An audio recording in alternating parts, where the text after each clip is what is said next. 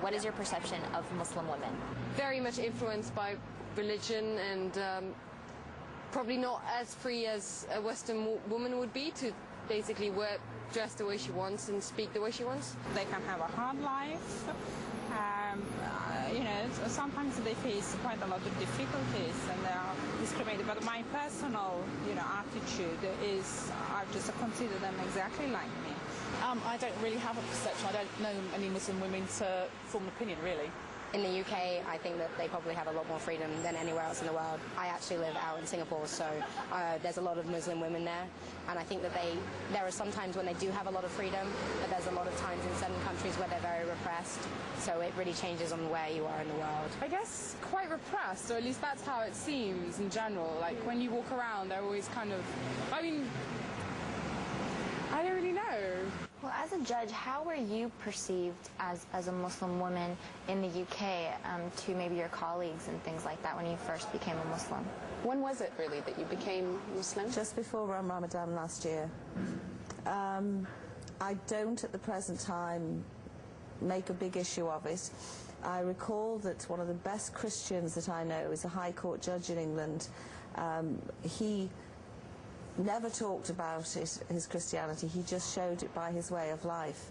And eventually you would say, what is it about Mark Headley that is so wonderful? And some people, didn't you know he's a very active Christian?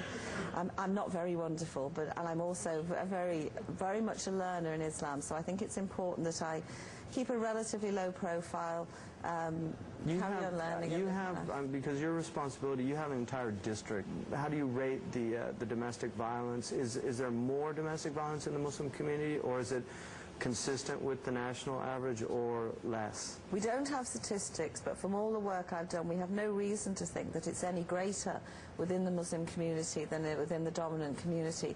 The difficulty is that there are certain barriers that women have, or men who are suffering this violence, to get over.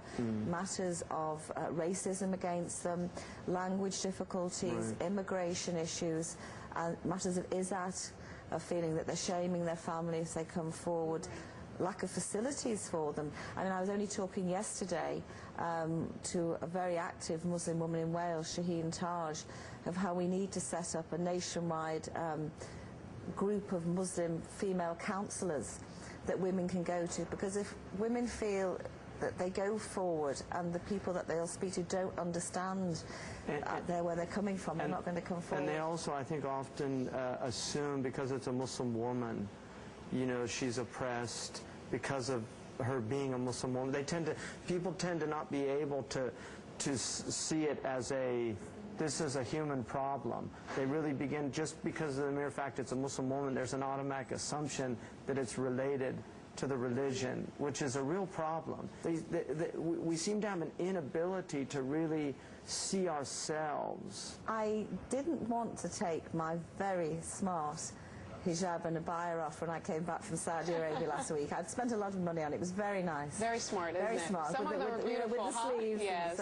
And also, partly because I didn't want to take it off, but secondly, as an experiment, I kept it all on going through Heathrow and Manchester Airport just to see what the reaction would be to me. And it only took minutes in Manchester Airport for a man to be very rude to me. Really? What happened? Which never happened before. It's never happened before. And people don't realize Get out of the way, you. He said to me. My wife, we were at a grocery store, and there was a Mexican girl was doing the thing, and the boy was up on she had the baby up on the thing because she was getting the things, and the girl said in Spanish to the other girl, just knock him over. And my wife just looked at her and she said, I speak Spanish, because my wife's Mexican, but she had a hijab. She just assumed she was Arab, And people have it's ignorance. Do you know what fascinates me? Sheikh Hans and I both come from Roman Catholic backgrounds, and nuns the world over who wear identical clothes. To the Kuwaiti women. Right. They look like Kuwaiti women. Right. Because you know the Kuwaiti women wear the white and with the black over it. Right. And regardless of anybody's religion, people have this very Veneration. positive view of nuns. If they see nuns in an airport, they'll smile at them. Look, there's some nuns. Isn't this nice? You know. They feel more comfortable sometimes. Psychologically, I want to know the difference. Yeah. Why are they not is The regarded image, as I think oppressed that's... or- But how do you feel about that? Do you think this somehow will start changing this whole image and Not this? at the present time. No. Because with the it's right, with the Islamophobia, Yeah, with the whole Islamophobia. terrorist threat, and the communities aren't helping themselves either in that. Yeah, this That's is the real difficulty. problem. Yeah, I dislike this word Islamophobia, but you know, it's true. Is that I know. the case in the UK? Is there like a huge Islamophobia? Huge. Huge. It's growing on me. Yes. I didn't like the word before, Really? but I'm kind of Yeah. getting used to it now. Well, that's